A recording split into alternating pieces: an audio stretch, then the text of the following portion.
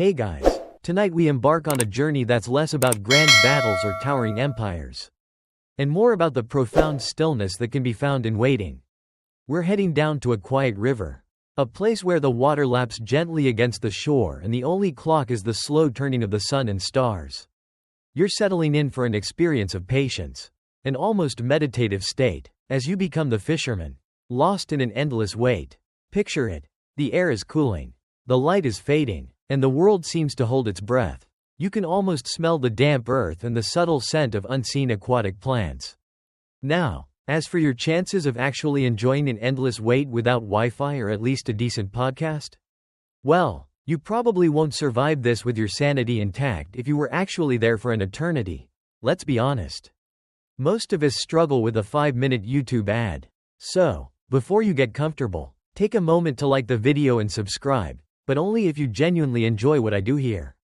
It truly helps the channel find other curious minds like yours.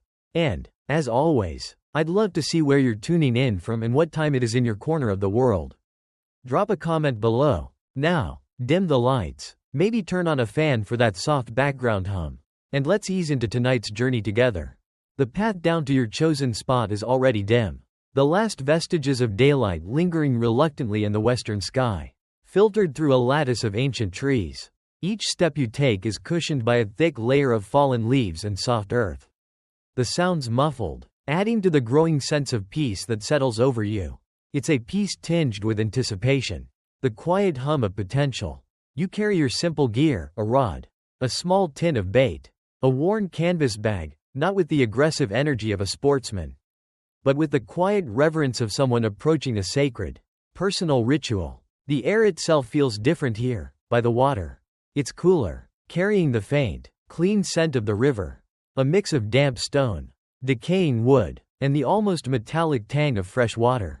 You can hear it before you see it clearly through the dense riverside foliage, a soft, rhythmic lapping, a gentle shushing sound as the current kisses the muddy bank. It's a sound that has been here for millennia, a constant whisper in a world obsessed with shouting. Historians still argue whether early human settlements were primarily driven by access to fertile land for agriculture or the immediate availability of fresh water and its accompanying resources like fish. It seems like a bit of a chicken and egg situation, doesn't it? Or maybe a fish and river situation. In this case, finally, you push through a curtain of weeping willow branches, their slender leaves brushing against your face like a soft greeting. And there it is, the river. It's wider than you remembered from your last mental image. A broad expanse of slowly moving water, its surface reflecting the deepening blues and purples of the evening sky. A few early stars are beginning to prick through the velvet canopy above, their distant light too faint yet to cast much of a reflection. You pause, just for a moment, allowing the scene to imprint itself on your senses. This is your world, for tonight at least. No deadlines, no notifications, no demands, just you, the river, and the endless possibility held within the water's depths. You find your usual spot, a relatively flat patch of earth worn smooth by countless previous visits. Perhaps by you, perhaps by others long gone. There's a comforting familiarity to it. The way a slight indentation perfectly fits your sitting position. The way a gnarled root offers a natural footrest. It's like an old armchair, custom molded by time and patience. As you set down your bag, a small frog, startled by your arrival, makes a panicked leap into the water with a tiny plink that momentarily breaks the stillness, then is instantly absorbed by it. You almost apologize out loud, then chuckle softly to yourself. Talking to the local wildlife. Sign number 1, you're truly unwinding. Or possibly losing it. It's a fine line. The evening air is beginning to carry a distinct chill. Not an aggressive, bone-deep cold, but a refreshing coolness that makes you grateful for the light jacket you almost left behind. You notice the intricate webs of spiders strung between reeds, glistening with the first hint of dew, like diamond necklaces carelessly draped by a nocturnal jeweler. It's a reminder that this quiet place is, in fact, teeming with life, much of it unseen, all of it engaged in its own timeless dramas. Did you know that some ancient cultures, particularly in parts of Egypt, used a mixture of crocodile dung and honey as a form of sunscreen? Imagine the marketing campaign for that today. Slather on the Nile's finest. now with 50% less hippo gnawing. Probably wouldn't fly off the shelves at your local pharmacy. The light is fading fast now. The opposite bank, once a clear line of trees and shadowed undergrowth, is becoming a softer, more indistinct silhouette. The river's surface, too, is losing its reflective quality, transforming into a dark, mysterious expanse. The gentle lapping continues, a constant, soothing mantra. It's the sound of time itself, not ticking by in harsh, digital beats, but flowing, an endless, unhurried stream. You take a deep breath, inhaling the unique perfume of the river at dusk, the damp earth, the subtle sweetness of unseen wildflowers closing their petals for the night, the clean, almost mineral scent of the water itself. There's a profound sense of peace settling in, a letting go of the day's accumulated tensions. The world outside this little haven, with all its noise and its hurry, feels a million miles away. You are here, on the cusp of night, at the edge of the ancient water, ready to begin your vigil. The gentle lapping seems to whisper, "Wait, be still, listen," and for now, that is all you intend to do. You reach for your rod. The cool, smooth feel of the worn cork handle a familiar comfort in your palm. It's not the latest carbon fiber marvel. No fancy, high-tech piece of equipment that costs more than a small car. Instead, it's an old friend, reliable and unassuming. Its slight imperfections and scuffs telling tales of past excursions, of quiet mornings and hopeful evenings just like this one. You run your fingers along its length. A silent greeting. There's a certain satisfaction in using tools that have history, that have been shaped by use and time, much like the riverbank itself. Your tackle box, a simple metal affair, opens with a soft, metallic sigh. Inside, compartments reveal an assortment of hooks, weights, and lures, each with its own purpose, its own promise. Tonight, though, you're going for simplicity. You select a small, sharp hook, its barb glinting faintly in the last of the ambient light. The mainstream historical fact for tonight is that fishing hooks have been around for an astonishingly long time.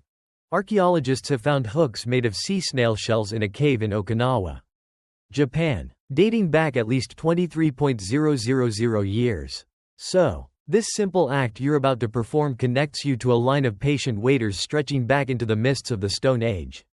No pressure, though. Next comes the bait. You open the small tin, and the earthy, slightly pungent aroma of live worms greets your nostrils. Not everyone's idea of a delightful perfume, perhaps, but to a fisherman, it's the scent of possibility. You select a lively one, its wriggling a testament to its freshness, or its sheer terror, depending on your perspective. Threading the bait onto the hook is an act performed with practiced gentleness, a task that requires focus and a steady hand, especially as the light continues to fail. It's a small, almost surgical procedure, and you treat it with a strange kind of respect. After all, this humble worm is your emissary to the world beneath the water. You wouldn't want to send a disgruntled employee to negotiate a critical deal, would you? Same principle. With the hook baited, you turn your attention to the line.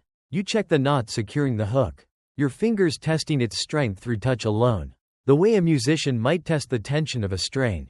Satisfied, you let out a few feet of line from the reel, its soft whirring a tiny mechanical counterpoint to the river's natural sounds.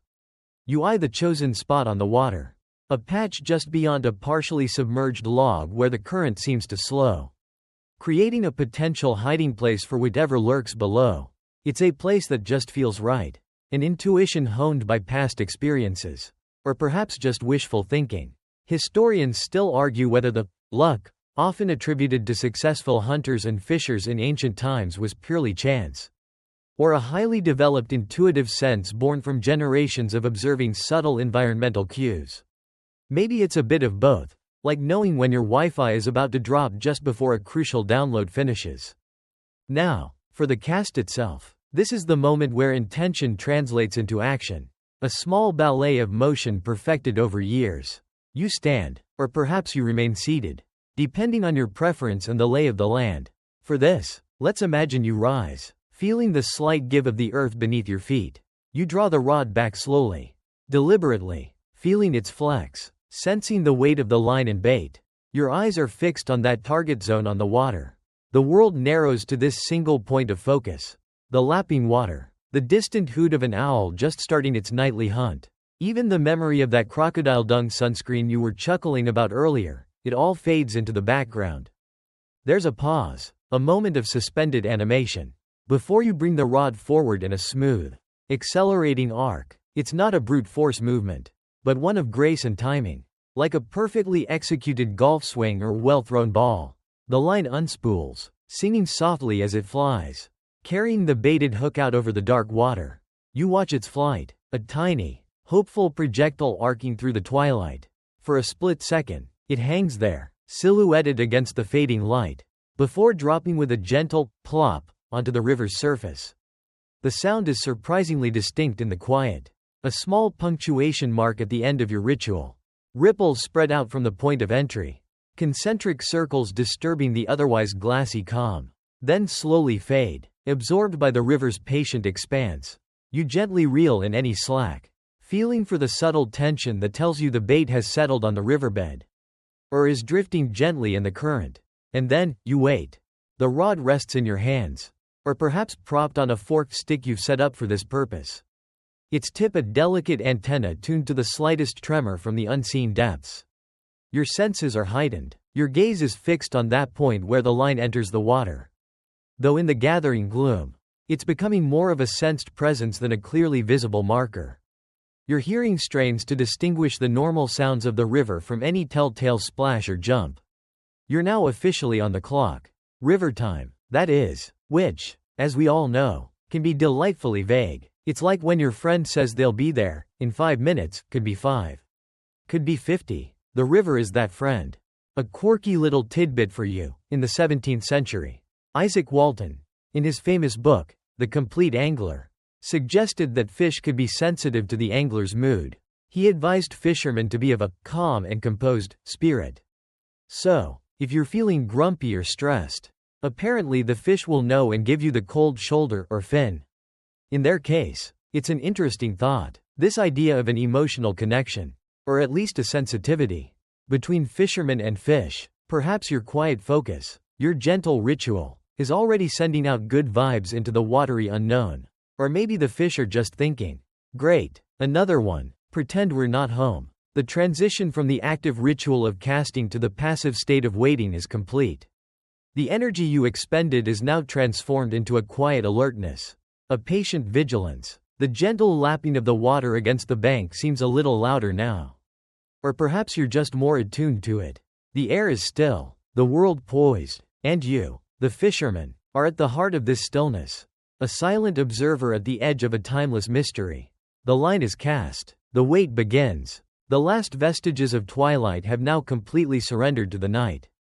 It's not a sudden plunge into blackness, but a slow, almost imperceptible deepening of the shadows until the world is painted in shades of charcoal, indigo, and the faint, silvery sheen of starlight on water. The velvet cloak of night isn't just a poetic phrase, it feels tangible. A soft, immense fabric settling over everything, muffling the sharper edges of the day and bringing a different kind of clarity. Your eyes, slowly adjusting, begin to pick out new details. The subtle difference in darkness between the tree line and the sky. The faint glow where the river reflects the brightest constellations. It's like your phone screen switching to dark mode, but for the entire universe. And with far fewer annoying notifications. Thankfully, the air, which was merely cool before, now carries a more pronounced chill. The kind that makes you draw your jacket a little closer. Perhaps tuck your hands into your pockets for warmth. It's laden with the damp, earthy scent of the riverbank at night. A fragrance richer and more complex than its daytime counterpart. You can smell the dew forming on the grass around you, the decaying leaves underfoot, and a faint, almost sweet perfume from unseen night blooming flowers somewhere in the darkness. Remember that lively worm you chose for bait? You hope it's doing its job down there, and not just hosting a subterranean disco for its invertebrate pals. With the fading of light, your other senses sharpen, taking over the primary role of interpreting your surroundings. Sound, especially, becomes incredibly vivid. The gentle lapping of the water against the bank, which was a background hum before, now seems more distinct, each small wave and gurgle possessing its own unique voice. You can hear the faint rustle of leaves in the trees overhead, though there's barely a breeze. Perhaps a small nocturnal creature moving through the branches or the leaves settling under their own weight. Far off, the mournful hoot of an owl echoes across the water. A classic nighttime serenade. It's so stereotypical. It's almost reassuring, like hearing an ice cream truck jingle in summer. You know what you're getting. Occasionally, a fish jumps, a sudden splash that breaks the stillness, making your heart give a little leap of its own. Is it near your line? Is it a sign? Or just a fish being a fish? Perhaps leaping for an unwary insect on the surface? Each splash is a question mark dropped into the darkness. The mainstream historical fact for this section is that many species of fish are actually more active at night. Or during twilight hours, crepuscular. If you want to get fancy. As they feel safer from predators and often find their own prey more easily in the low light. So, your chances might actually be improving as the night deepens. Even if your ability to see what you're doing is, shall we say, significantly hampered. The darkness isn't empty, it's alive. You hear the chirping of crickets. A rhythmic, pulsating sound that seems to be the very heartbeat of the night. Frogs, too, join the chorus, their croaks ranging from deep, sonorous bellows to high-pitched peeps, creating a surprisingly complex symphony. It's a far cry from the curated playlists most of us fall asleep to. This is nature's raw, unedited live concert, and you have a front row seat. Historians still argue whether the development of complex human language was influenced more by the need to cooperate on hunts or by the desire to share stories and experiences around the communal fire. Especially during the long, dark hours of the night. Perhaps it was the need to describe just how loudly those frogs were croaking that really spurred linguistic innovation. You shift your position slightly. The movement making a soft swishing sound as your clothes rub together. Even these small, self-generated noises seem amplified in the quiet. You become more aware of your own breathing. The gentle rhythm of inhale and exhale. A personal metronome marking time in the vast stillness. The tip of your fishing rod, if you can still make it out, is a focal point in the gloom. A slender silhouette against the slightly less dark water. You find yourself relying less on sight and more on feel. On the subtle vibrations that might travel up the line. Your fingers are extra sensitive, attuned to the slightest unexpected movement. It's like trying to find the light switch in a pitch-black room. Your hands become your eyes. Except here, you're hoping the light switch is a 10-pound catfish. A quirky and slightly unsettling tidbit for you. Many cultures have folklore about spirits or entities that are said to inhabit rivers and lakes, often becoming more active at night. These range from seductive water nymphs to more malevolent beings. While you're probably safe from any legendary kelpie trying to drag you into the depths, it does add a certain frisson to the experience of sitting by a dark, silent river. Just remember, that sudden ripple could be a big fish. Or it could be a mischievous water sprite with a penchant for pranks. Or, more likely, just the wind. Probably the wind. The stars, now fully dominant in the clear, dark sky, are breathtaking. Away from the light pollution of towns and cities. Their sheer number and brilliance are astonishing. The Milky Way, a luminous, hazy band, stretches across the heavens like a celestial river mirroring the one at your feet. You can pick out familiar constellations, old friends in the night sky, and perhaps even spot a shooting star. A fleeting streak of light etching a brief, silent message before vanishing. It's humbling, this vast cosmic spectacle, a reminder of your own small place in the grand scheme of things. It certainly puts the earlier stress about choosing the right worm into perspective. The cool breath of the river night seems to seep into your bones. Not unpleasantly, but in a way that makes you feel more connected to this elemental world. The separation between you and your surroundings begins to blur. The darkness is no longer something to be peered into, but something you are part of. You are a quiet shadow among other shadows. A still presence in a world of hushed movements and whispered sounds. The gentle lapping, the insect chorus, the cool air, it all weaves together into a single, immersive experience. Your vigil under night's velvet cloak is in full swing. A timeless tableau of patience and hope. The initial sensory immersion, the novelty of night's velvet cloak and its accompanying sounds, begins to settle into a deeper, more profound quiet. It's in this phase that the true nature of the wait reveals itself. The hours, unmoored from the usual anchors of clocks and scheduled activities, start to stretch and warp. Like taffy pulled by an invisible hand. 1 minute might feel like 10. And then an entire hour can drift by in what seems like a blink. Noticed only by the subtle shift of the stars across the celestial canvas. You glance upwards. Orion, the mighty hunter, has wheeled noticeably higher in the sky since you last paid him proper attention. He's probably having better luck than you are, though his prey is considerably more mythical. The river's gentle lapping, once a collection of distinct sounds, merges into a single, continuous whisper, the auditory equivalent of white noise, or perhaps, given the setting, brown noise, from all that lovely mud and silt. It's a sound so constant it almost becomes silence. The kind of silence that allows your own thoughts to bubble to the surface. Unbidden and often surprisingly loud in the internal landscape of your mind. This is where the real fishing can begin, fishing for thoughts. For forgotten memories, for fleeting insights, or sometimes just for the mental fortitude to not pack up and go home to a warm bed and a late-night snack. You can almost taste that hypothetical pizza. Can't you? Focus. Your body, too, makes its presence known. The initial comfort of your chosen spot might give way to a slight stiffness in your back. A subtle ache in your shoulders from holding the rod, or simply from maintaining a still posture for so long. You shift your weight, stretch a leg, roll your neck, each movement a small concession to physical reality. These little adjustments are punctuation marks in the long, flowing sentence of the night. The cool air, which felt invigorating earlier, now probes for any gaps in your clothing. A persistent reminder of the late hour. You might find yourself wishing you'd brought that extra pair of socks. The ones your mum always told you to pack. Mums are always right about socks, aren't they? Resolve is a curious thing. It can feel so strong and unshakable at the outset.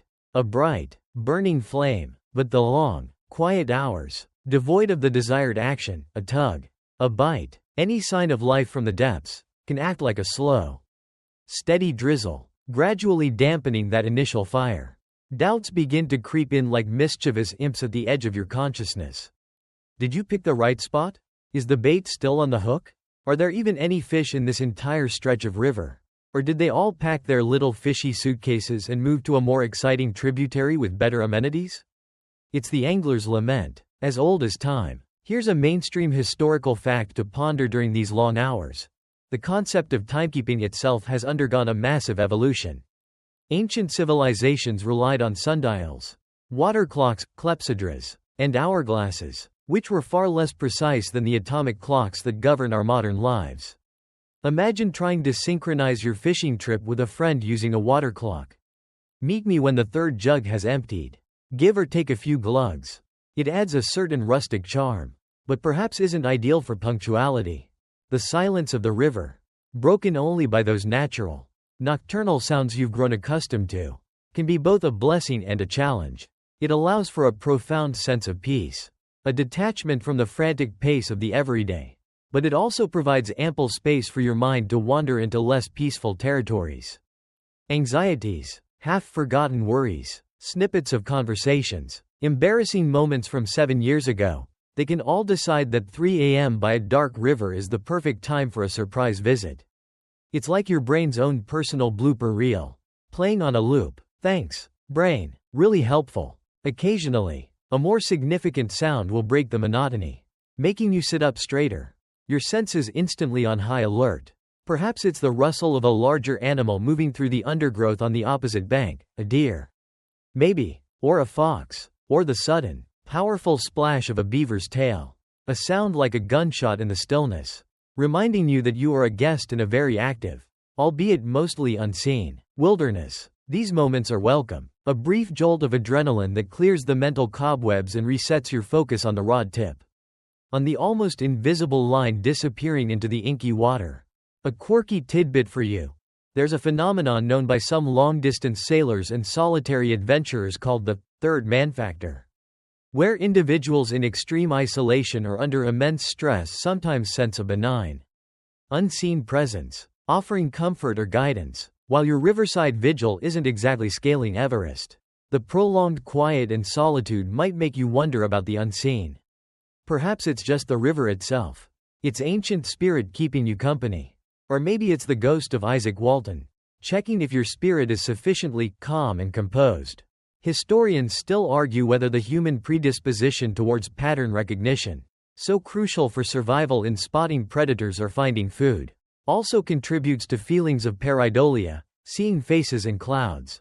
Or, in this case, perhaps seeing the promise of a fish in every subtle ripple.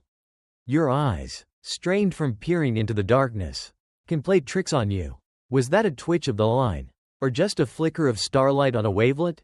Was that a subtle dip of the rod tip? Or did you imagine it? Each potential sign is analyzed with the intensity of a cryptographer deciphering an ancient code. Most of the time, it's just the river playing its gentle games. The long hours are a crucible, forging patience, or perhaps just a profound understanding of boredom. You learn to appreciate the minutiae, the way a specific star twinkles, the intricate pattern of veins on a leaf you idly pick up, the sheer tenacity of a spider diligently repairing its web in the damp night air. These small observations become anchors, keeping your mind from drifting too far into the abstract or the anxious. The wait continues, the line remains still, and the river flows on, indifferent to your hopes and your growing weariness. Time, marked by the slow celestial procession, is the master here. As the hours continue their unhurried procession, something subtle begins to shift in your perception.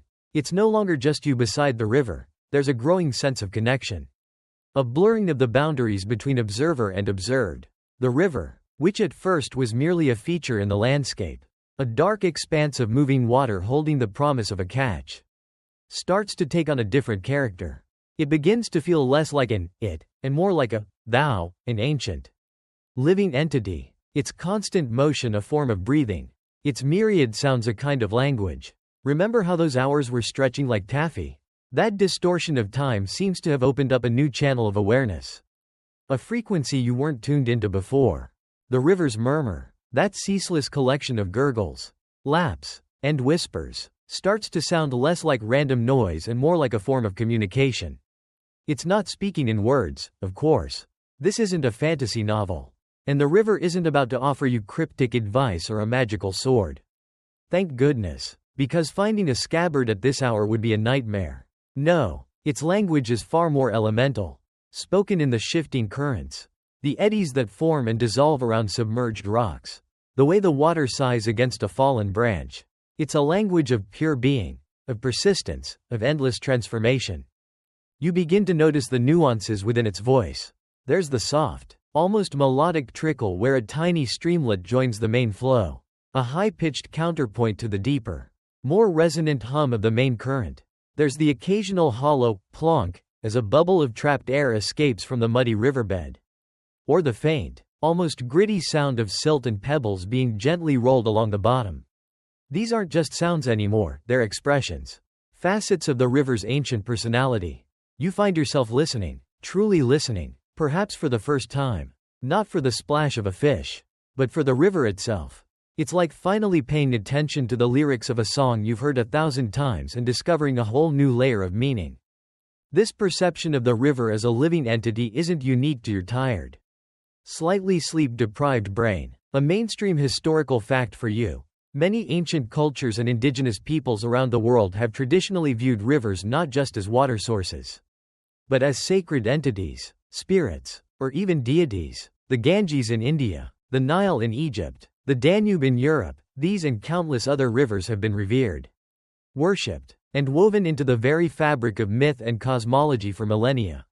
So, your feeling of connection has deep historical and cultural roots. You're basically tapping into a very old spiritual Wi-Fi signal.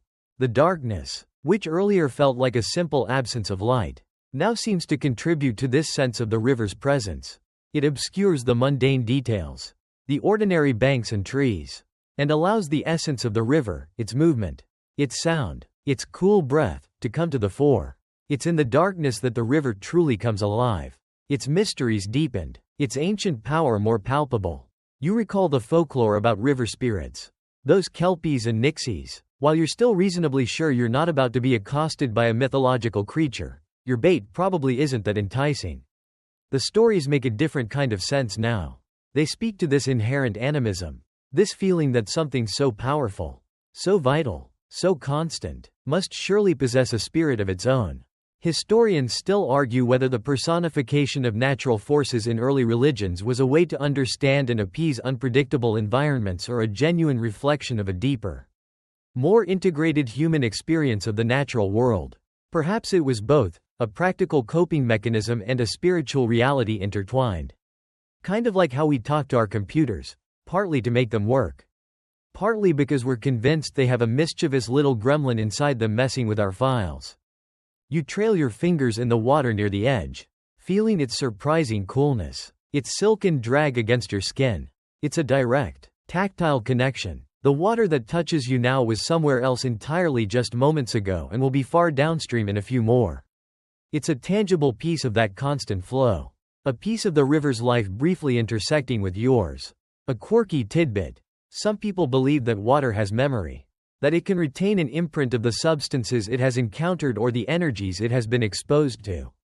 While scientifically controversial, to say the least, it's a fascinating idea to entertain as you sit by this ancient, flowing body. Imagine the stories this water could tell if it could actually speak, tales of mountains and forests, of animals that drank from it, of sunlight and storm, of all the patient fishermen who came before you.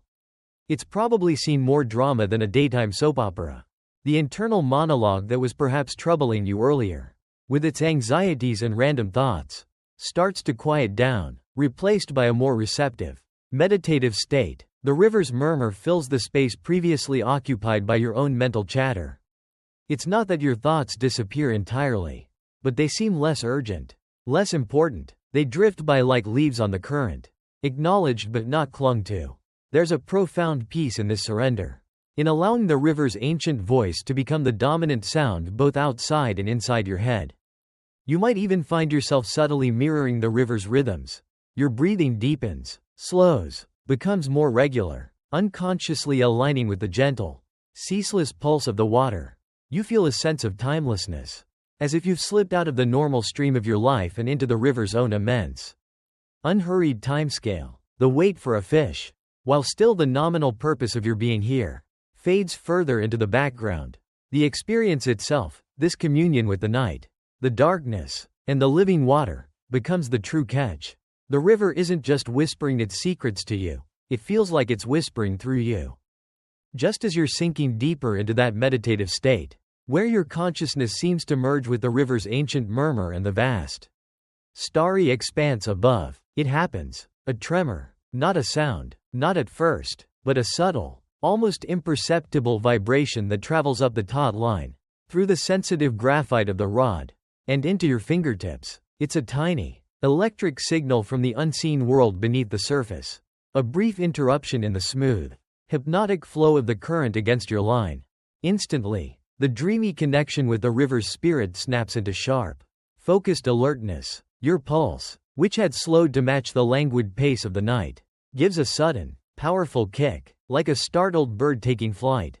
Adrenaline, a warm, prickling wave, flushes through your system. Every sense is abruptly on high alert. Your eyes, already accustomed to the deep darkness, strain towards the point where your line disappears into the inky blackness, trying to detect any visual confirmation of what your fingers have just telegraphed to your brain. Is the rod tip, that delicate antenna, quivering ever so slightly? Did you imagine it? It's like thinking you heard your phone vibrate in your pocket when it's actually on the table, a phantom buzz of anticipation. The river, which moments ago felt like a comforting, breathing presence, now feels like an adversary's territory. A mysterious realm holding a secret you're desperately trying to coax out. That gentle lapping against the bank suddenly sounds like the impatient tapping of fingers. Your own breath catches in your throat. Time, which had been so fluid and expansive, now compresses into this single, stretched out moment of intense anticipation. This is the pivot point. The instant where endless patience might, just might, be rewarded. Then, another tremor, a little more insistent this time. A distinct, if delicate, tug. There's no mistaking it now. Something down there, in the cold, dark water, has found your bait. Your mind races. Is it a curious nibbler, just tasting, or a more confident taker, about to commit? You resist the urge to yank back on the rod immediately, a rookie mistake that often spooks the fish or pulls the hook prematurely. Instead, you exercise a restraint that feels almost superhuman in this charged moment. Your hand hovering, ready, waiting for the right signal. It's a high-stakes game of poker with an opponent you can't see, whose cards are hidden in the murky depths. You're trying to read the river's tell. A mainstream historical fact for you: the art of angling, particularly fly fishing, has often been described in literature with almost philosophical reverence. Dame Juliana Berners, a 15th-century English prioress, though her authorship is debated, is credited with writing a treatise of fishing with an angle, one of the earliest known guides to fishing. It didn't just cover techniques but also emphasized the quiet contemplation and connection with nature that angling fosters. So, this blend of intense focus and peaceful waiting has a long, distinguished pedigree. You're basically a scholar of the splash, a professor of the pull. Your fingers tighten on the cork handle, feeling the faint vibrations as the creature below investigates your offering. You can almost picture it, the shadowy form, fins gently waving, nose nudging the bait. What is it? A sleek, whiskered catfish? A prowler of the riverbed? A plump, cautious bream? Or perhaps just a mischievous crayfish, playing tug-of-war with your worm? Those little riverine pranksters. The not knowing is part of the thrill, part of the torture. The line goes slack for a heart-stopping second, and a wave of disappointment washes over you. Did it lose interest? Did it detect the hook? The line, your own barely suppressed excitement radiating down into the water like bad Wi-Fi? But then, just as you're about to sigh and sag, the line tightens again, this time with a more decisive pull. A slow, steady draw that bends the rod tip downwards in a graceful arc. This is it. This is the moment. You respond with a smooth, upward sweep of the rod. Not a violent jerk, but a firm pressure designed to set the hook. For a glorious instant, there's resistance, a solid, satisfying weight on the other end, a living, struggling energy. The connection is made. Your heart soars. The long hours, the chill, the encroaching sleepiness, all forgotten, burned away by this sudden, vibrant reality. But then, just as quickly as it began, the resistance vanishes. The line goes limp. The rod tip springs back, quivering slightly from the sudden release of tension. An empty stillness returns, more profound, more mocking, than the quiet that preceded the event. The weight is gone. The energy is gone. There's nothing. A groan, or perhaps a word that isn't quite PG-13, escapes your lips. A small, defeated sound swallowed by the vast indifference of the night. What happened? Did the hook not set properly? Did the fish simply outsmart you, expertly stealing the bait? Was it ever really there? Or was it a snag? A drifting branch that momentarily mimicked the pull of a fish before the current freed it? Historians still argue whether early fishing techniques relied more on passive traps and nets or active line fishing, and what this indicates about their understanding of fish behavior and patience. You're certainly getting a practical lesson in the latter. You reel in the line, the soft whirring of the reel sounding almost mournful in the renewed silence. As the hook emerges from the water, glinting faintly, it confirms your fear. The bait is gone, cleanly stripped. You've been outwitted, outplayed by something with a brain the size of a pea. It's a humbling experience, a classic fisherman's tale of the one that got away, or, in this case, the one that was briefly there and then decided. Nah. A quirky tidbit: in Japan, there's a fishing method called tenkara, which is a very simple, minimalist style of fly fishing using only a rod, line, and fly, no reel. Practitioners often speak of the direct connection and sensitivity it allows.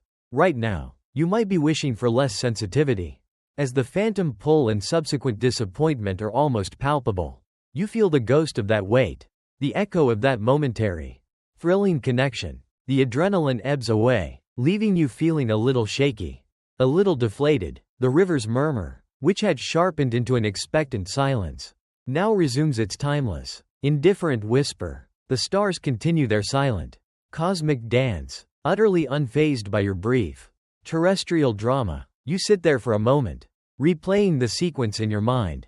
The initial tremor, the tugs, the satisfying weight, the sudden nothingness. It's a tiny, poignant cycle of hope and loss, played out on the dark stage of the river night. The hopeful tremor has passed, leaving only the quiet and the endless weight, now tinged with a fresh layer of what if. After the acute disappointment of that lost fish, that phantom thrill which now feels like a distant dream, the night reasserted its deep, quiet reign. You might have rebaited your hook, a somewhat mechanical, less hopeful gesture this time, and cast it back into the indifferent darkness. Or perhaps you just sat there, the wrought idol beside you, listening to the river's ancient murmur, feeling the profound weariness settle into your bones. The long hours that followed were a slow descent into a kind of waking trance, where the boundary between thought and the subtle sounds of the river became increasingly blurred. The stars wheeled, the air grew colder, and the vigil stretched on, seemingly without end. But then, almost imperceptibly at first, a change begins. It's not yet light, not by any conventional definition. The sky is still a dark, star-dusted canopy. Yet, if you're facing east, or if you simply possess that deep-seated internal clock that attunes to the planet's rhythms, you sense it, a subtle dilution of the blackness along the horizon, a shift from deepest indigo to a slightly less absolute dark gray. It's the first whisper of dawn, the faintest promise that the long night will not, in fact, last forever. Your body, even if your mind is foggy with fatigue, registers this primordial signal. It's like when your phone hits 1% battery and you instinctively know, even before the warning pops up, that the end is nigh, or in this case, the end of the darkness. Slowly, painstakingly, the eastern horizon begins to define itself.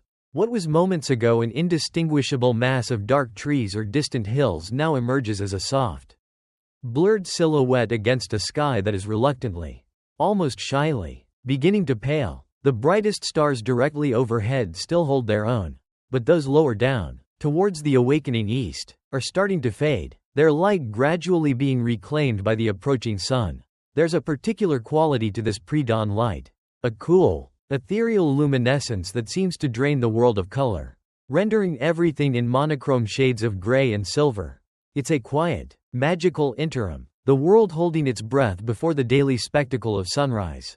The sounds of the night, the crickets and the deeper croaks of frogs, begin to subside, their nocturnal symphony drawing to a close. In their place, a new chorus tentatively begins. At first, it's just a single, hesitant chirp from a solitary bird, quickly followed by another, then another, as if they're all checking in, making sure everyone made it through the night. This avian reveille grows steadily in volume and complexity, a swelling tide of trills, whistles, and calls. It's nature's alarm clock, and it doesn't have a snooze button, unfortunately for those of us who are not morning people or morning birds. In this case, the river, too, seems to subtly change its tune.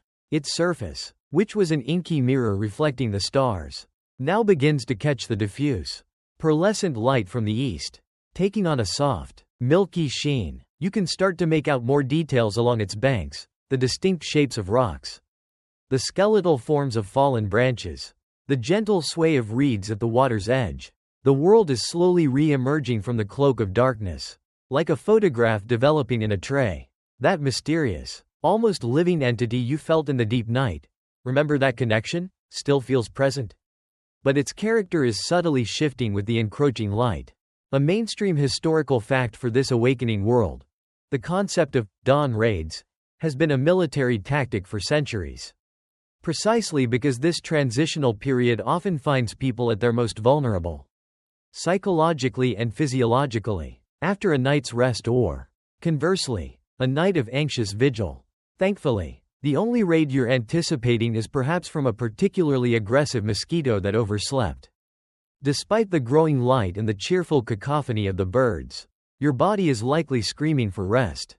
The adrenaline from that almost catch hours ago is a distant memory, replaced by a profound, leaden fatigue. Your eyelids feel heavy, your muscles ache with a dull insistence, and the chill of the night seems to have seeped deep into your joints. A yawn escapes you, wide and unrestrained, the temptation to pack up, to trudge home towards the promise of a soft bed and oblivion, is immense. Your resolve, so thoroughly tested by the long, fishless hours, is at its lowest ebb. You might even find yourself bargaining with the universe. Just one small fish. That's all I ask. Then I'll never complain about Wi-Fi speeds again. Yet, something keeps you there. Perhaps it's sheer stubbornness. A refusal to be defeated by a river and its elusive inhabitants. Perhaps it's a desire to see the night through to its conclusion. To witness the full rebirth of the day from this unique, solitary vantage point. Or maybe it's just the inertia of deep weariness, where the effort of packing up seems greater than the effort of simply staying put. Historians still argue whether the human capacity for endurance in seemingly futile tasks is a sign of admirable perseverance or simply an evolutionary quirk related to earlier survival needs where giving up was rarely an option. You're currently a living exhibit in that particular debate. A quirky tidbit. In some cultures, dreams experienced in the hours just before dawn are considered to be particularly significant or prophetic. If you manage to doze off at all during your vigil, you might find yourself pondering any fleeting dream fragments, wondering if they held some cryptic message from the river gods about where the fish are hiding. Probably not, but it's more entertaining than counting sheep. Or, in this case, counting potential minnows. The colors in the eastern sky are now beginning to intensify. The initial pale gray gives way to soft hues of lavender and rose. Then to deepening shades of orange and even a fiery red, heralding the imminent arrival of the sun itself. The undersides of any clouds present catch this light, transforming into glowing canvases. It's a silent, spectacular display, a daily masterpiece painted across the heavens. And you have an uninterrupted, front row seat. It's moments like these that make you forgive the river for its earlier stinginess with the fish. Almost. The world is refreshed, reborn. The dew on the grass and leaves sparkles like a million tiny diamonds. The air feels cleaner, washed by the night. Even the river seems to flow with a renewed energy. Yet, your vigil continues. The rod, perhaps still held loosely in your hand or propped nearby, remains a symbol of your patient hope. Or perhaps your magnificent obstinacy.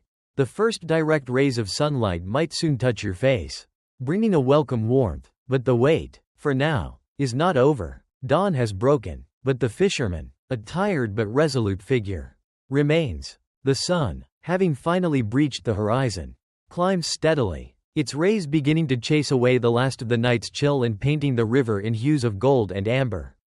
The world is fully awake now, bustling with the business of a new day.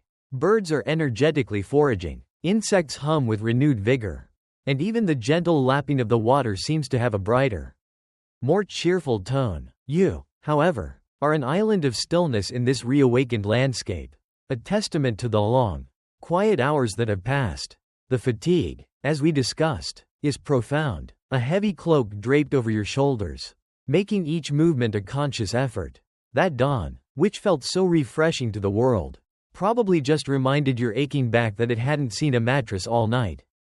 It's in moments like these, when the initial purpose of your vigil, the actual catching of a fish, seems to have receded into the realm of abstract possibility, that your mind, weary but still active, begins to drift into different currents. You find yourself recalling stories, fragments of folklore, and perhaps even half-remembered anecdotes about other fishermen, other vigils, other endless waits. These echoes of old tales serve as a strange kind of company. A connection to a long lineage of patient souls who have also sat by watersides. Lines cast, hopes flickering. It's like scrolling through an ancient Instagram feed of legendary anglers, except their posts are carved in stone or whispered on the wind. You remember childhood stories of wise old fishermen who seemed to possess an almost supernatural understanding of the water and its inhabitants. They weren't just skilled, they were attuned, patient beyond measure, capable of waiting for days, seemingly without sustenance, until the perfect fish, often a creature of mythic proportions, finally surrendered itself. These figures were always depicted as serene, their faces weathered by sun and wind but illuminated by an inner peace. Right now, your own face probably feels more weathered by mosquito bites and the imprint of your jacket sleeve from where you briefly nodded off. But the aspiration for serenity is still there, somewhere under the layers of exhaustion. A mainstream historical fact for your consideration: throughout history, fishing has often been more than just a means of procuring food, it has been a deeply symbolic act. In many cultures, fish themselves represent fertility, abundance, wisdom, or the unconscious mind. The act of fishing, therefore, could be seen as a quest for these deeper meanings, a patient delving into the unknown.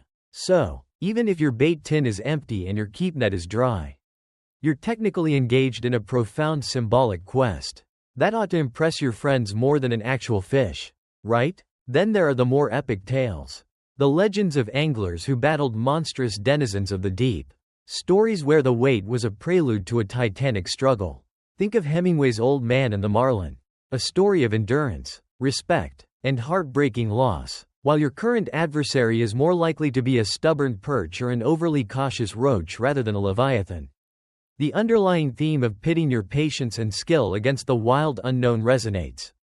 You feel a kinship with these figures, not in the scale of their presumed catch, but in the shared experience of the prolonged, hopeful, and often frustrating wait, your own, one that got away from earlier in the night. That phantom pull now feels like your personal miniature epic. It didn't tow your boat out to sea, but it certainly towed your emotions for a few minutes. Historians still argue whether the prevalence of giant fish stories in folklore across disparate cultures stems from actual encounters with unusually large specimens, or if it's a symbolic representation of humanity's struggle against the overwhelming power and mystery of nature. Maybe it's just that fishermen, like all good storytellers, know that adding a few extra pounds to the tale makes it much more interesting.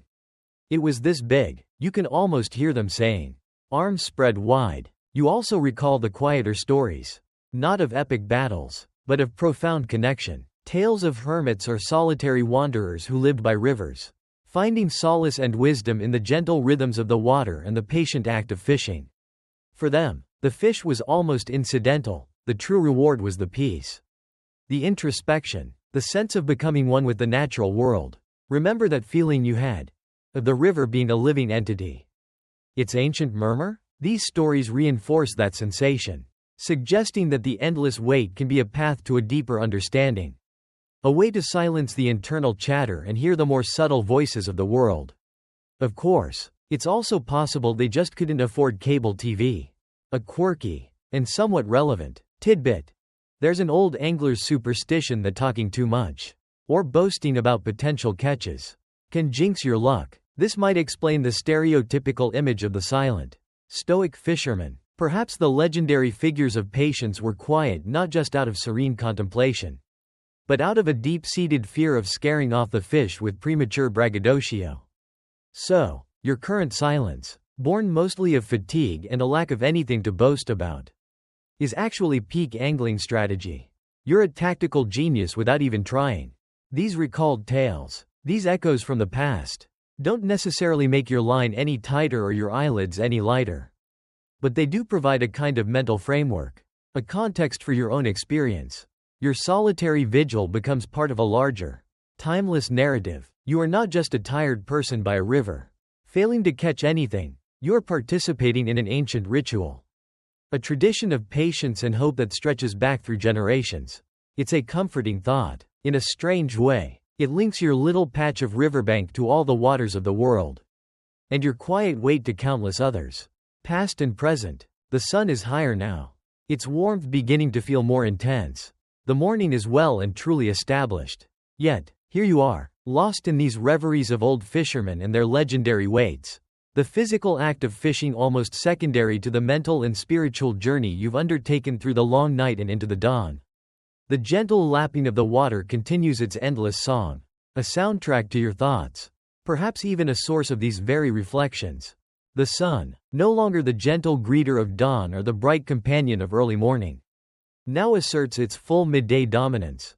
It hangs high and hot in the vast blue expanse, blazing down with an intensity that makes you squint, even if you happen to have a wide-brimmed hat, which, by this point, you're either devoutly grateful for or sorely regretting not bringing. The golden hues of morning have bleached into a stark, brilliant white light that bounces off the water's surface, creating a dazzling, almost hypnotic shimmer. Remember those echoes of old tales? The serene fishermen of legend? You suspect even they might have shifted under a particularly shady willow tree by now, or at least invested in some ancient equivalent of SPF 50. The air, once cool and crisp, now feels thick and heavy, laden with warmth and the buzzing drone of insects.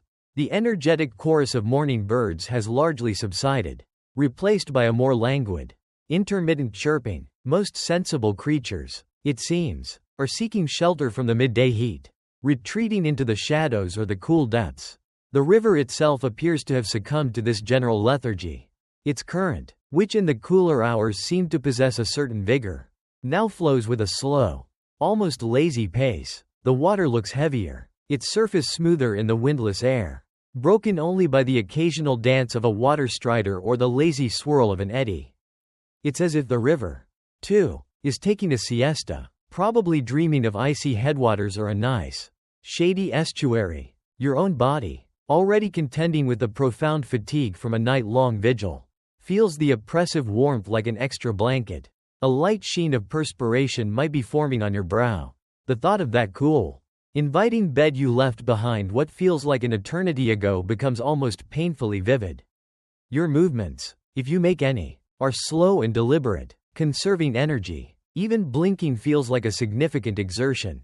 You are, in essence, a human solar panel that's reached full charge and is now just, sort of, basking excessively. It's during these hot, still hours, when the likelihood of a fish disturbing your line seems to dwindle with every rising degree of the thermometer, that your mind truly begins to drift, no longer anchored by the sharp focus of the night's potential excitements or the reflective mood of the dawn. It floats free, untethered, like a piece of driftwood on the slow current. Thoughts meander in and out, not with the urgency of earlier anxieties, but with a lazy, sun-drenched randomness. You might find yourself staring intently at a dragonfly with iridescent wings for a full 10 minutes, mesmerized by its aerial acrobatics, or contemplating the intricate patterns of bark on the tree nearest you as if they hold the secrets of the universe. They probably don't, but your brain is too relaxed to care about such trivialities. A mainstream historical fact for this sleepy interlude, the concept of a midday rest, or siesta, is common in many warmer climates around the world. It's a practical adaptation to avoid the harshest heat of the day, improving productivity and well-being when activity resumes in the cooler late afternoon. You're not being lazy, you're simply embracing a culturally validated and historically sensible period of inactivity. Tell that to your boss next time you're caught napping at your desk. It's historical. Look it up. Your daydreams might take you far from the riverbank. You could be replaying scenes from your favorite movie, planning your ideal, and likely fish-free, vacation, or composing witty arguments you'll never actually use. Perhaps you're mentally redecorating your house, or trying to remember the lyrics to that one song that's been stuck in your head since Tuesday. The river, with its slow, shimmering surface, becomes a kind of blank screen onto which these idle projections are cast.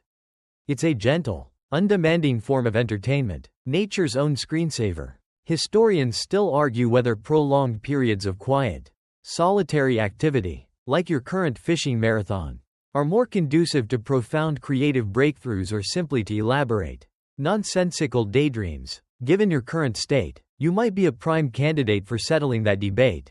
Are you about to solve cold fusion, or just figure out what rhymes with orange for that poem you started in your head? The jury is still out. My money's on the poem. The heat creates a certain haziness, not just in the air but in your thoughts. Time loses its sharp edges again, much like it did during the deepest part of the night. But this time it's a warm, soupy kind of timelessness, rather than a cool, expansive one. The gentle lapping of the water, now a very soft and infrequent sound, and the distant hum of insects are the only real markers of its passage. You might even doze off for a few moments, head nodding, only to jerk awake with a slight snort, wondering if you missed anything. Spoiler: you probably didn't. The fish are likely having their own siesta, deep beneath the surface, perhaps in a cool, underwater cave with a tiny, "Do not disturb" sign woven from reeds.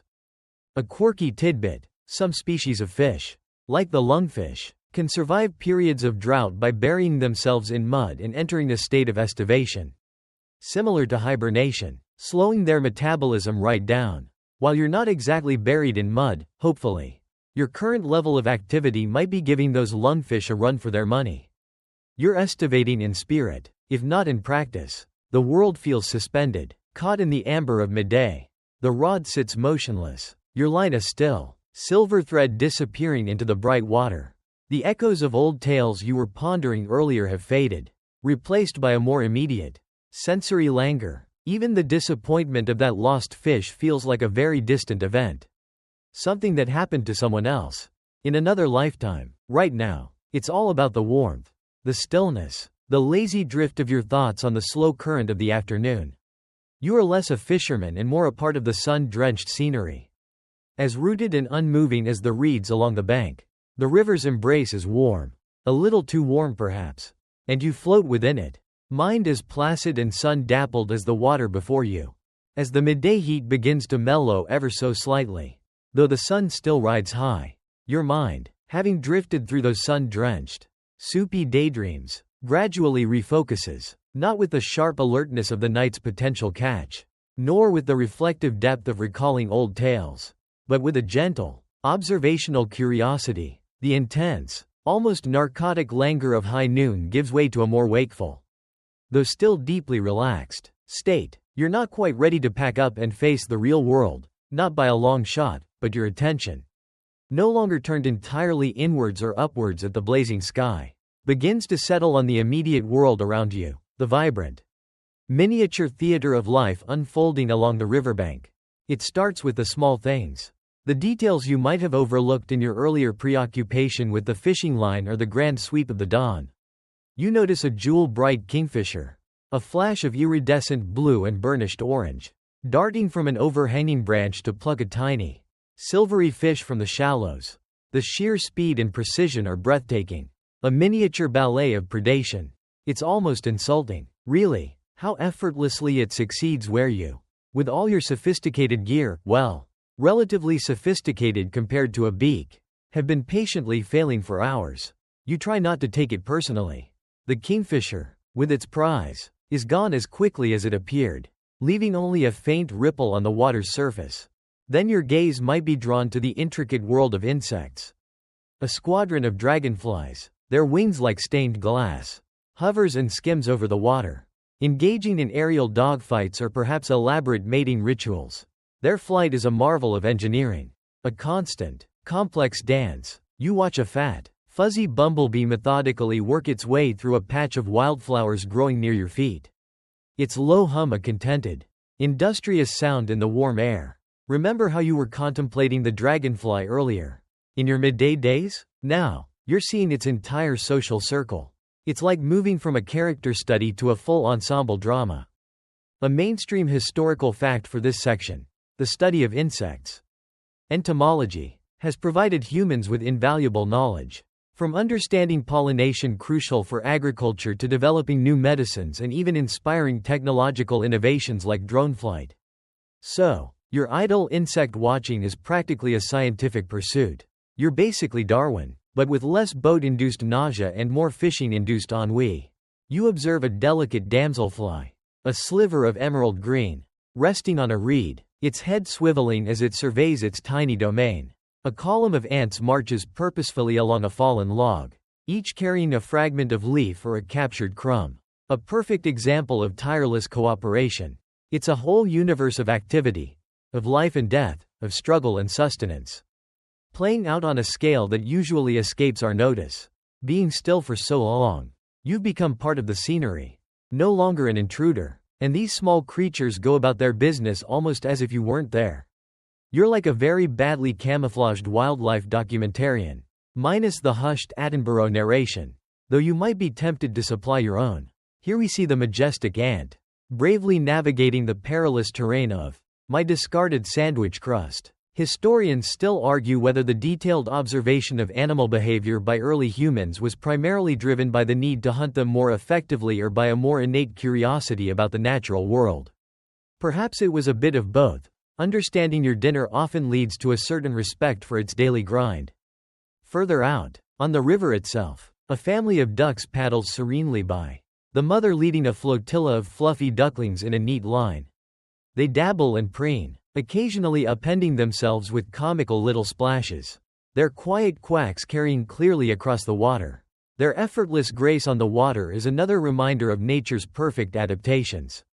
You try to send them a telepathic message. Any of your larger, finned cousins feeling sociable down there? They ignore you. Naturally, ducks are notoriously aloof when it comes to interspecies fishing tips.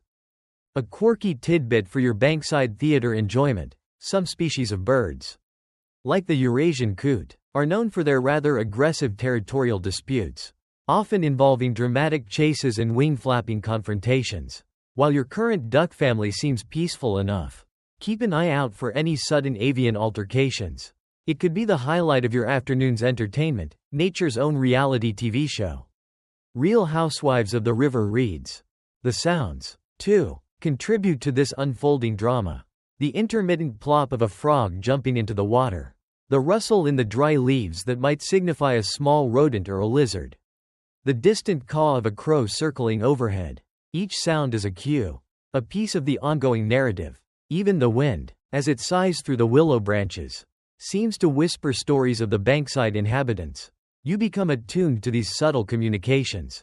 Your senses sharpened not by adrenaline, but by a quiet, patient observation. This focus on the external world, on the small lives being lived around you, provides a welcome respite from your own internal monologue and the lingering fatigue. It's a reminder that even in stillness, even in waiting, the world is endlessly fascinating, endlessly alive. Your fishing rod might remain stubbornly motionless, your line untroubled by any aquatic interest, but your mind is engaged, your senses subtly rewarded. The Bankside Theatre offers a continuous performance. No tickets required, just the price of patience. And you, the solitary angler, have the best seat in the house. An audience of one for this timeless, ever-changing play. The sun begins its slow descent from its zenith, and the players on this natural stage continue their roles, unconcerned by your quiet scrutiny. Section 11. The afternoon matures, the sun beginning its slow, reluctant arc towards the western horizon. The intense heat of midday has softened into a more comfortable warmth, and the shadows cast by the trees along the bank are starting to lengthen, painting stripes of cool relief across the sun-drenched ground. The Bankside Theatre, with its cast of birds and insects, continues its gentle performance, but your attention, having been captivated by these visible dramas, now begins to drift downwards, drawn by the persistent enigma of the water itself. Your fishing line, still stubbornly untroubled, hangs like a silver question mark into those unseen depths, a silent invitation to a world you can only imagine.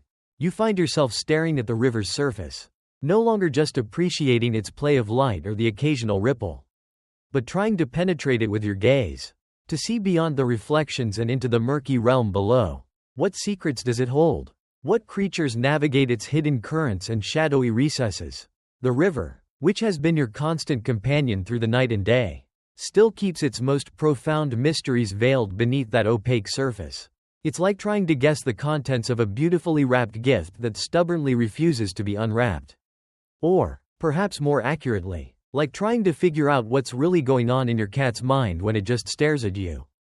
Unfathomable. Your imagination begins to populate these unseen depths. You picture sleek, torpedo-shaped pike, lurking motionless amongst the reeds, their eyes cold and watchful, waiting to ambush unsuspecting smaller fish.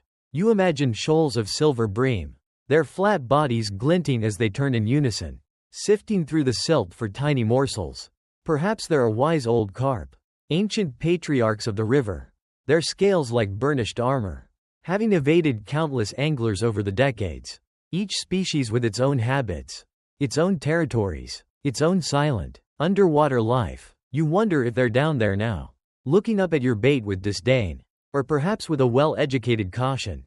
Oh, look, Harold, it's one of those worm-on-a-string things again. Terribly déclassé. A mainstream historical fact to consider as you ponder the depths. Freshwater ecosystems, like rivers and lakes, despite covering less than 1% of the Earth's surface, are hotspots of biodiversity, home to a disproportionately large number of the world's known species, including an estimated 40% of all fish species. So, that quiet stretch of river before you could be, and likely is, teeming with a far greater variety of life than you might initially assume.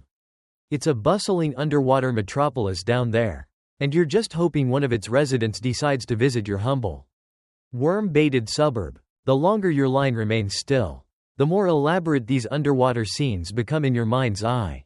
You might envision hidden grottos, tangled forests of aquatic plants, and sudden drop-offs into much deeper, darker water where larger, more mysterious creatures dwell. Eels, perhaps, coiling sinuously in the mud.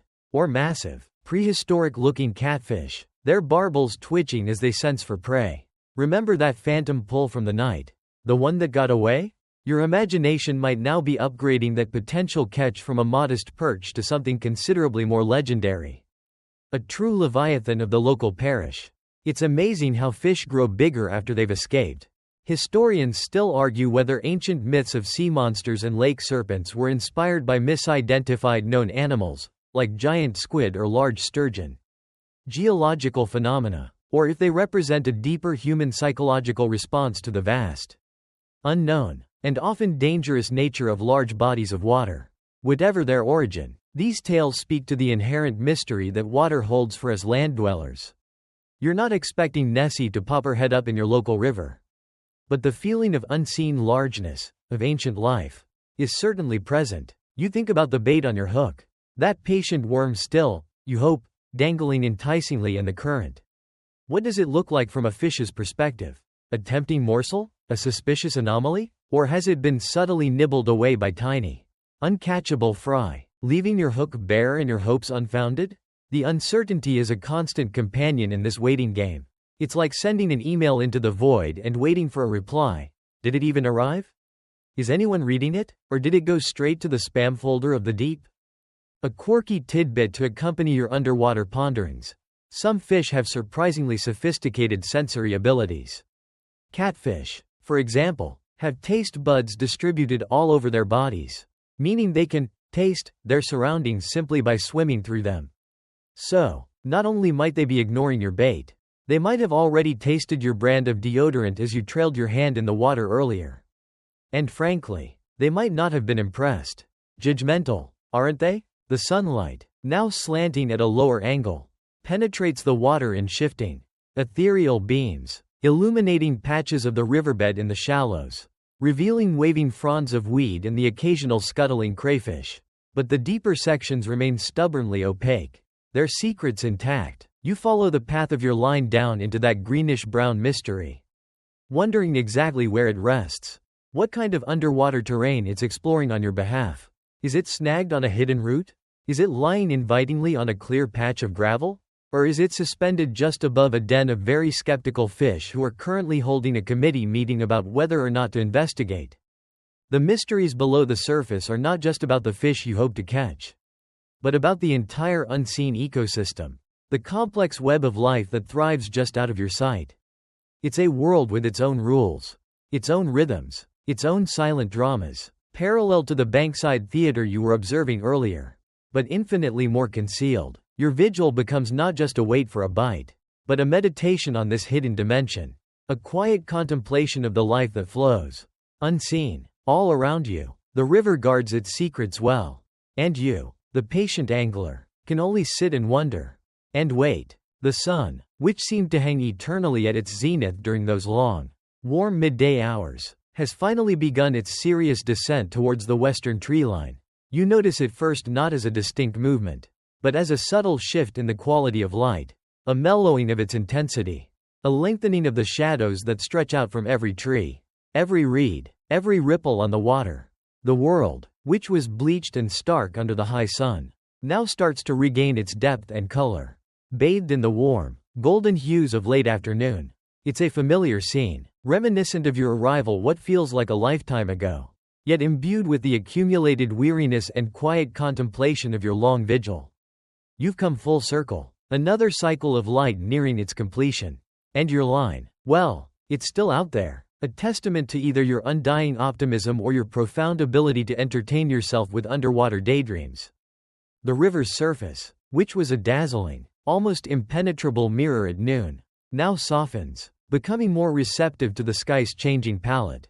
Patches of it catch the angled sunlight and gleam like molten gold, while other areas, already falling into shadow, take on a deeper, more mysterious blue-green. The gentle lapping against the bank seems to regain a certain prominence in the cooling air.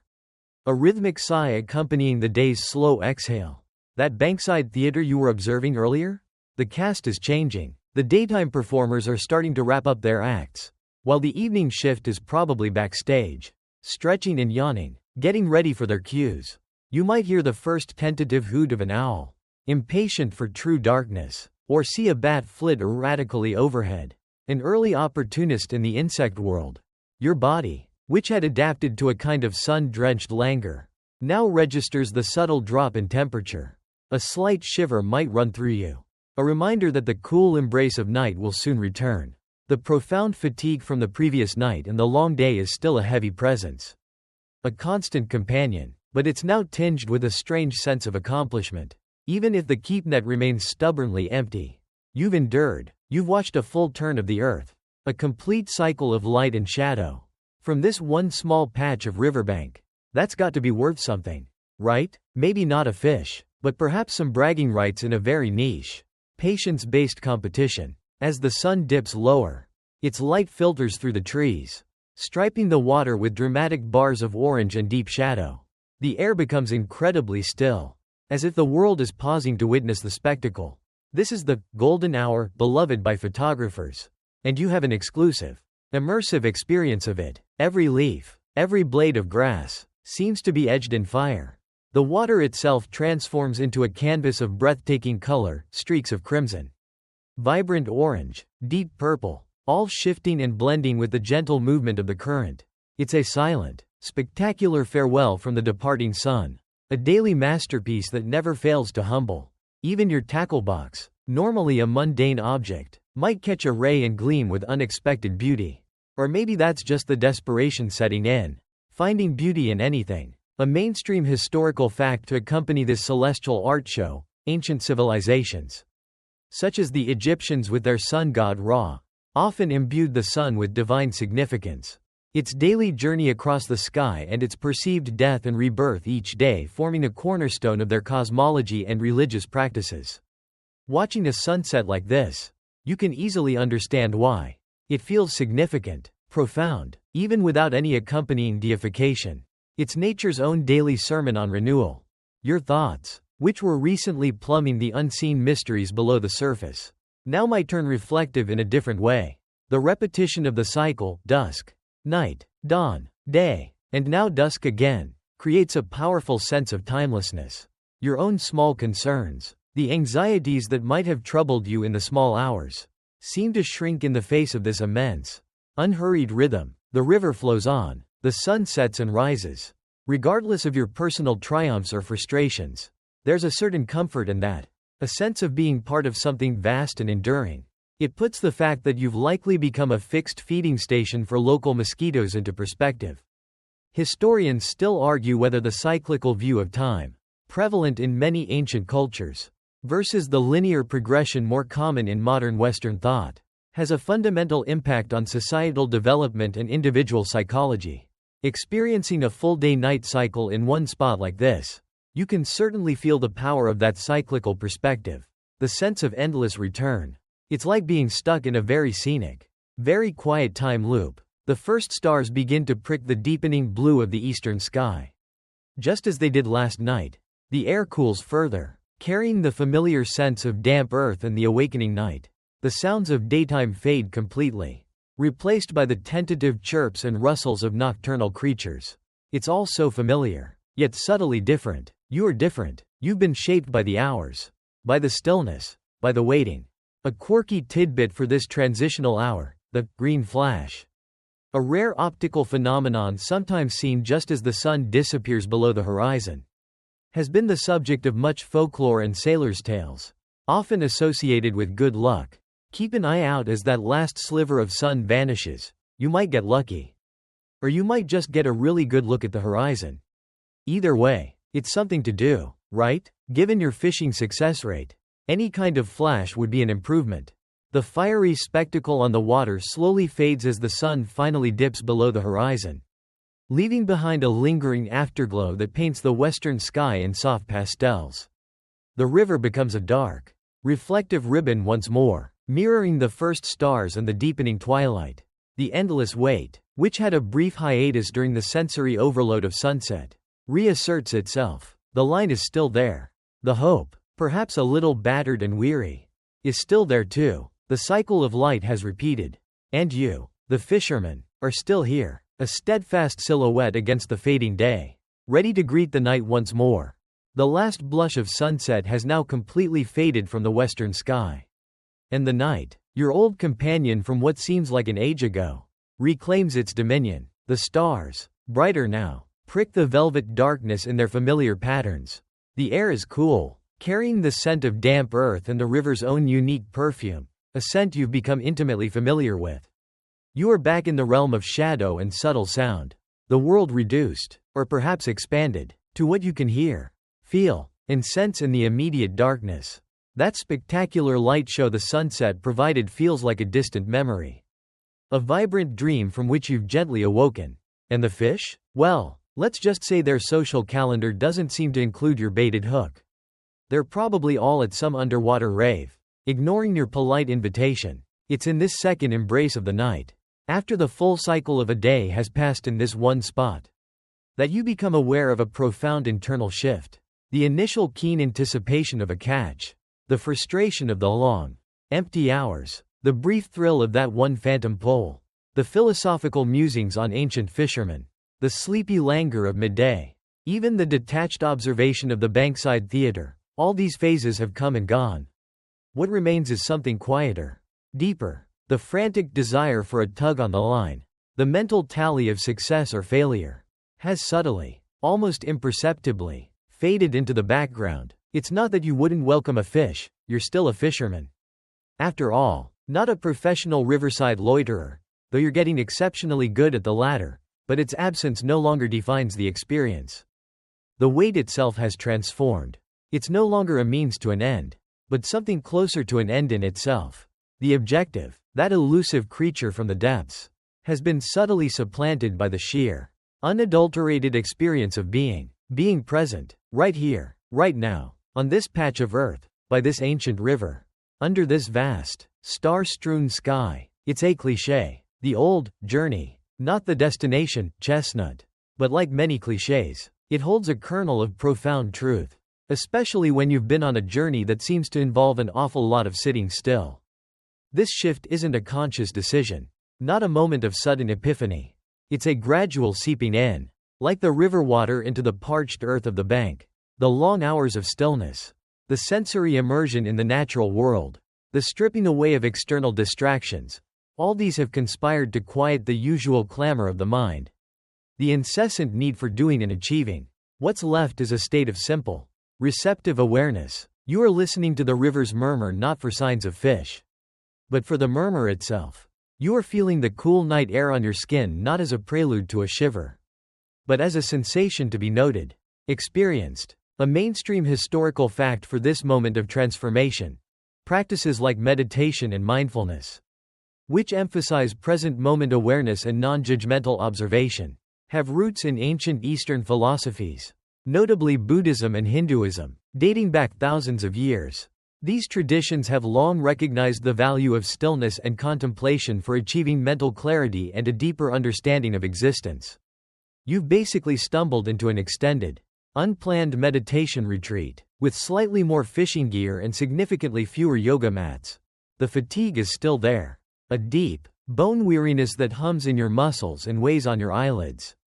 But even that has changed.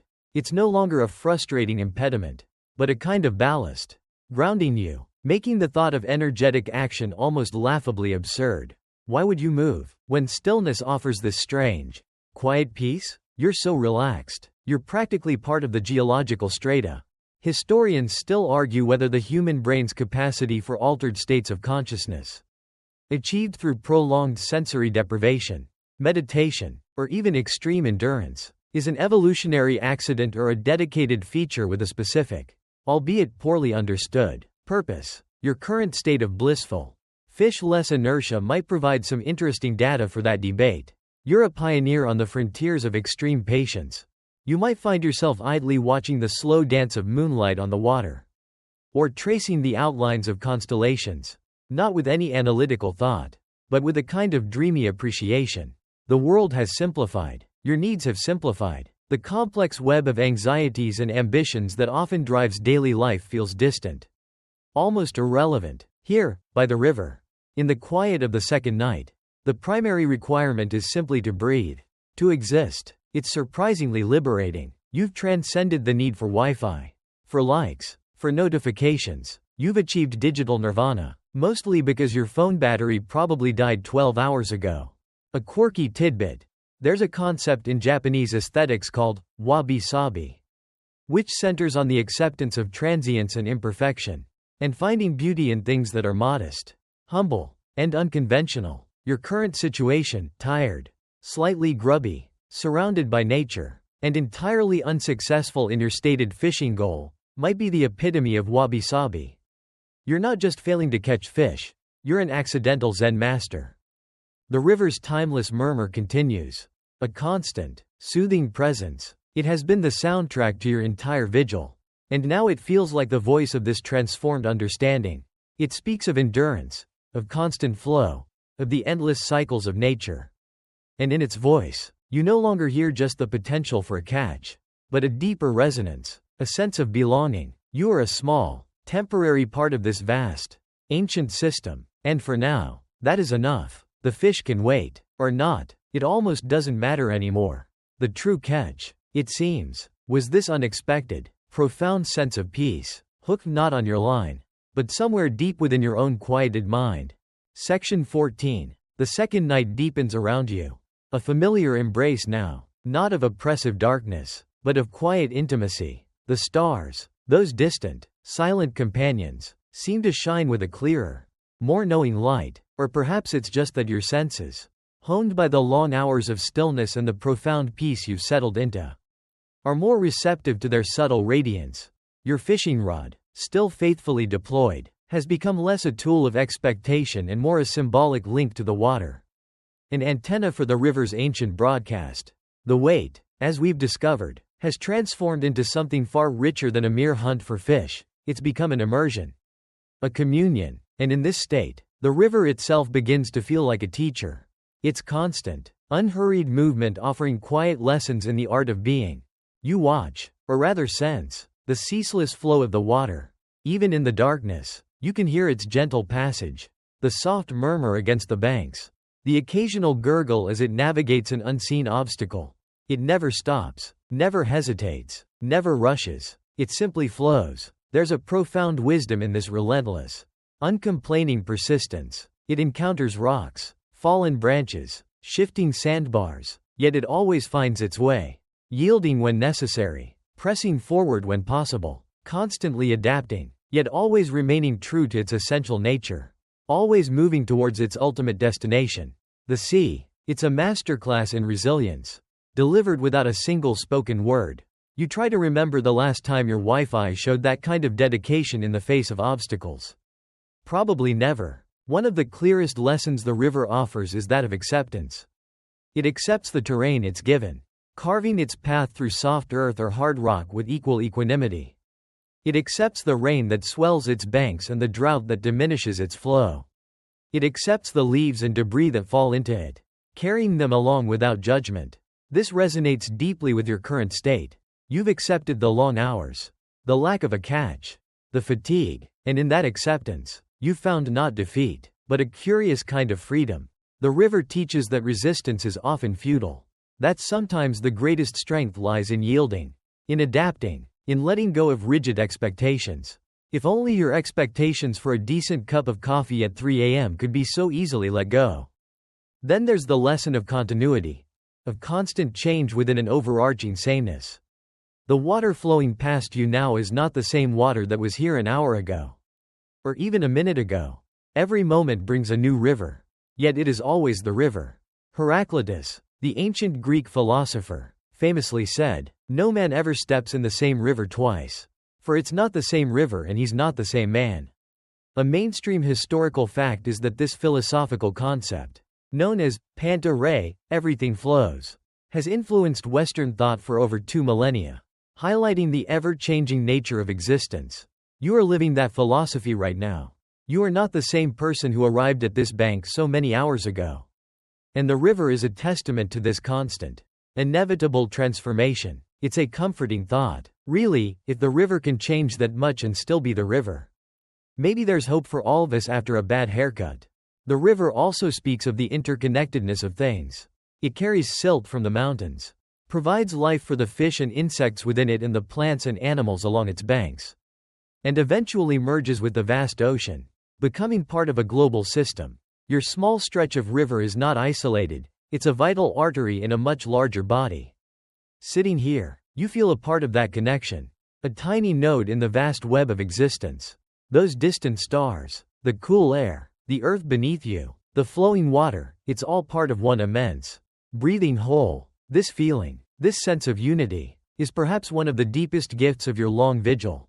Historians still argue whether early human spiritual beliefs, often centered around natural elements like rivers, mountains, and celestial bodies, fostered a greater sense of ecological responsibility than modern, more anthropocentric worldviews. Observing the river's intricate balance, it's hard not to feel a sense of reverence and a desire for its preservation.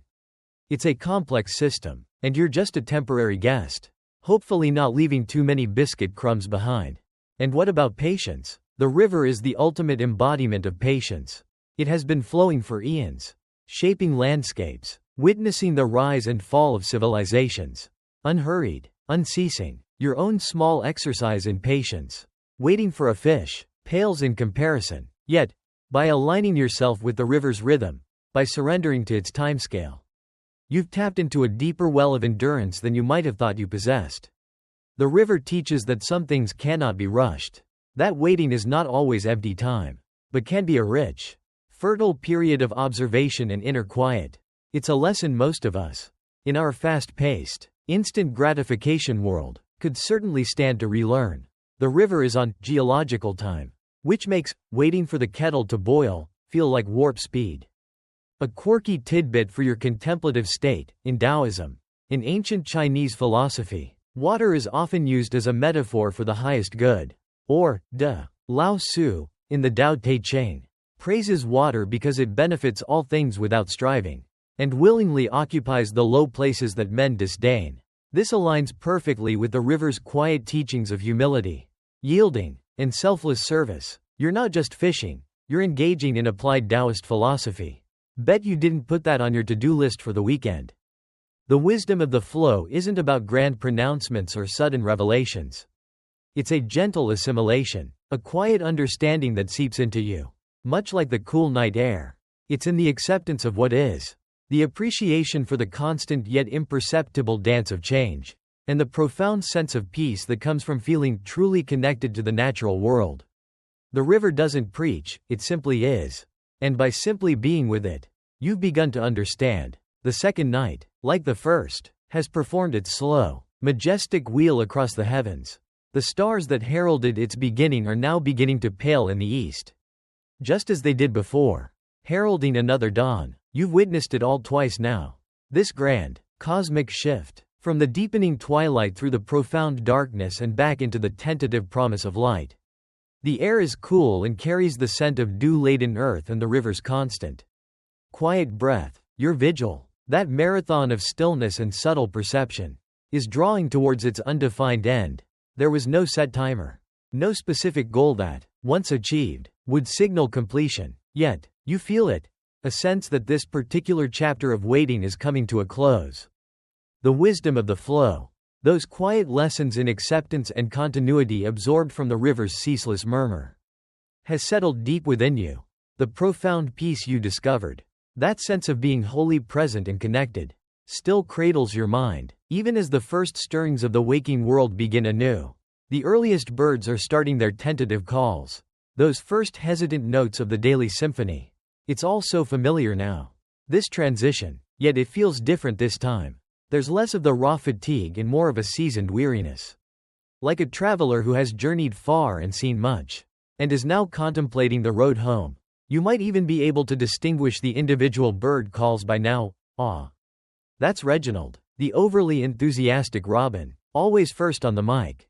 Your fishing rod, that steadfast companion, still extends its line into the water. The bait, if any remains, has been offering its silent invitation for countless hours. The fish, it seems, have politely, or perhaps rudely, declined, but the strange thing is, it genuinely doesn't sting as much as it might have. Say, 24 hours ago. The transformation of the weight has been complete. The river has given you something other than a fish. Something less tangible but perhaps more sustaining. Or maybe you're just too tired to care about fish anymore and are primarily fantasizing about a comfortable chair. You begin to ponder the act of leaving. Not with any urgency, but with a gentle awareness that this interlude, this timeless bubble you've inhabited, must eventually reintegrate with the demands of the everyday world. The thought doesn't bring anxiety. Not anymore. It's just an acknowledgement of the turning of another cycle. This feeling of readiness, or at least acceptance of an ending, might be accompanied by a profound sense of peace. A quiet satisfaction in having stayed the course. In having allowed the experience to unfold in its own unhurried way. You came, you sat, you waited, you didn't conquer, but you connected. That's a pretty good outcome for a night, or two, out. Alternatively, or perhaps simultaneously, there might be a lingering sense of questioning. What was it all for? What will you carry away from this extended communion with the river and the night? Beyond a slightly stiff back and an impressive collection of insect bites? Will this profound peace dissipate as soon as you encounter your first traffic jam or overflowing email inbox? These are not anxious questions, but gentle, reflective ponderings, like soft eddies in the main current of your newfound calm. The river doesn't offer easy answers, only the space to ask the questions. It's like a very patient, very quiet therapist, whose main technique is just flowing by. A mainstream historical fact to consider at this juncture: pilgrimage, the act of journeying to a sacred place, has been a significant practice in almost all religions and cultures throughout history. These journeys often involve hardship and extended periods away from normal life, and are undertaken for spiritual growth, enlightenment, or to fulfill a vow. Your riverside vigil, in its own humble way, has had elements of a pilgrimage, a journey to a quiet place, an endurance of discomfort, and a seeking of something beyond the mundane. You didn't find a holy grail, but maybe a holy grail of inner quiet, which is arguably more useful on a Monday morning. You might slowly begin the process of gathering your few belongings. Each movement is deliberate, almost reverent. Winding in the line for the final time feels symbolic.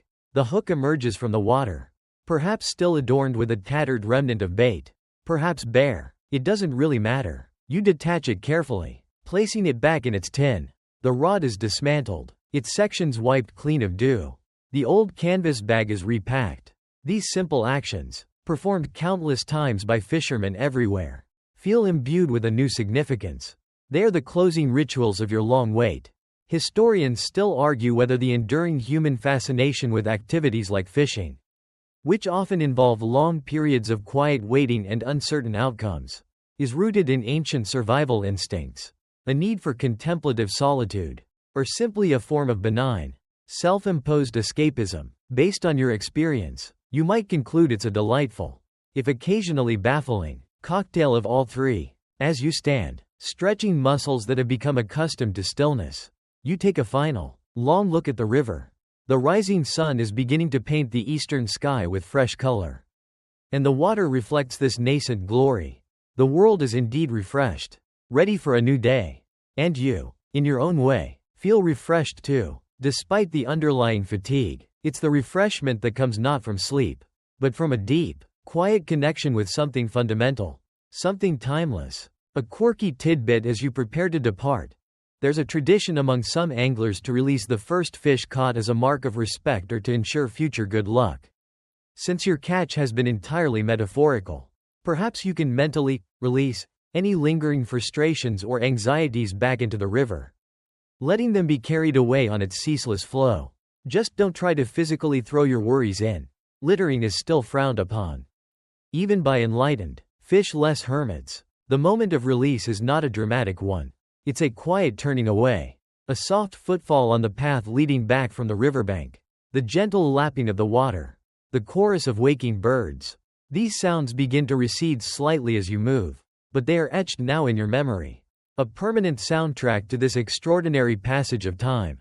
The vigil has ended. The peace, and perhaps the questions, remain. You carry them with you, a subtle, internal resonance, as you prepare to re-enter the world, changed in ways you might not yet fully understand.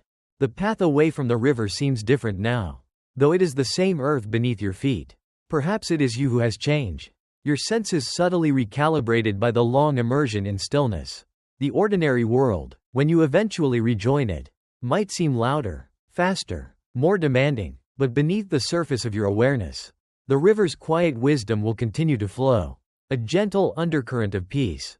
You will carry the memory of the velvet night, the starlight on the water, the hopeful tremor on the line that never truly connected but sparked a universe of feeling.